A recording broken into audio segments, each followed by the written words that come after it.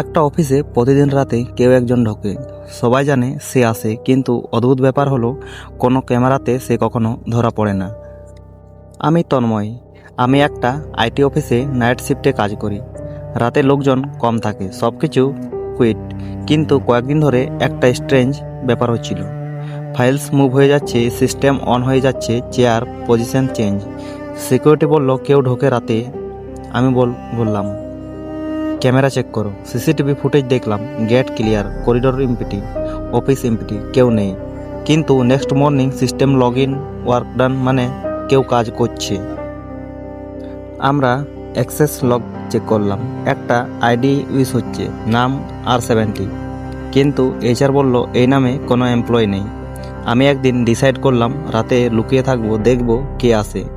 রাত 2টোর পর অফিস পুরো সাইলেন্ট। হঠাৎ কিবোর্ড সাউন্ড। আমি ধীরে ধীরে এগোলাম, একটা ডেস্কে এসে দাঁড়ালাম। মনিটর অন, টাইপিং চলছে, কিন্তু কেউ বসে নেই।